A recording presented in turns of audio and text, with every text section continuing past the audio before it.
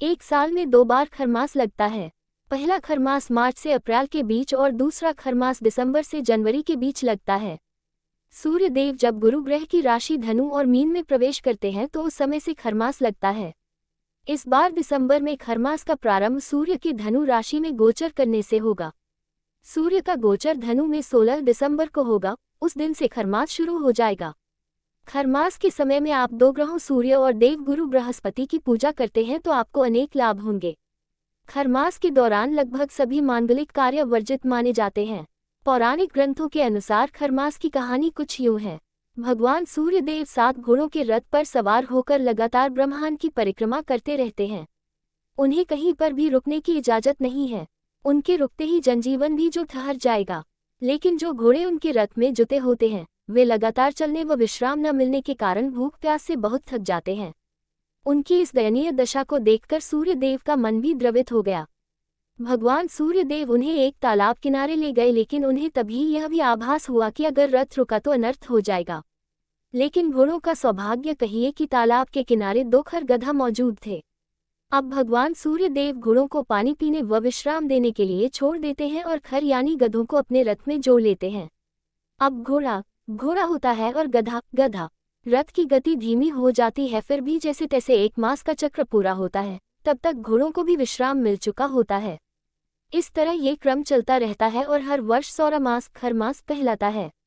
खरमास में कौन 3 उपाय करें जिससे भाग्य सूर्य के समान चमकेगा, कार्यों में सफलता प्राप्त होगी? कौन से 2 ग्रह आपके लिए अच्छे दिन ला सकते हैं? सूर्य का गोचर धनु में 16 दिसंबर को होगा, उस दिन से खरमास शुरू हो जाएगा। खरमास 2023 उपाय चमकाएंगे भाग्य। 1. सूर्य देव की आराधना, मंत्र जाप और दान। जिस दिन से खरमास का प्रारंभ हो रहा है उस दिन से ही आप सूर्य देव की पूजा प्रारंभ कर दें। प्रतिदिन स्नान के बाद सूर्य देव को जल, लाल फूल और लाल चंदन से अर्घ्य दें। सूर्य के एकाक्षरी बीज मंत्र ओम ह्रीनी सूर्याय नमः का जाप करें। सूर्य मंत्र का जाप लाल चंदन की माला से करें। यह उपाय आप पूरे खरमास करें। इससे आपकी कुंडली में सूर्य की स्थिति मजबूत होगी।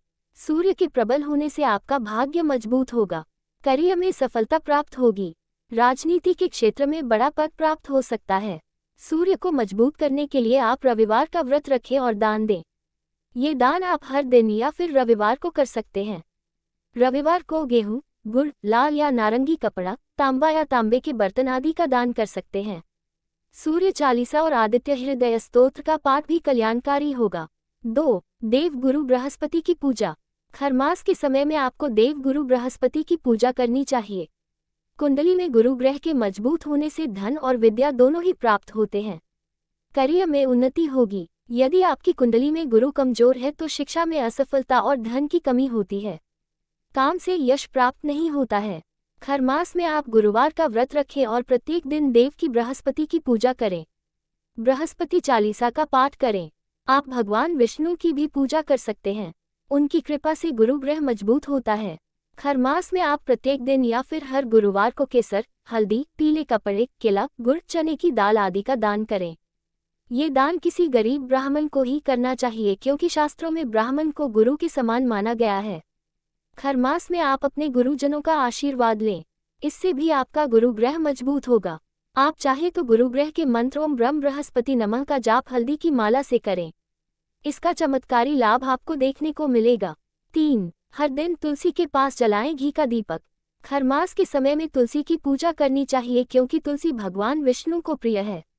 तुलसी की पूजा करने से माता लक्ष्मी की कृपा प्राप्त होती है, जिससे धन संपत्ति में वृद्धि होती है, दरिद्रता दूर होती है। खरमास में आप प्रत्येक दिन तुलसी की पूजा करें और संध्या में तुलसी के नीचे घी का दीपक जलाएं।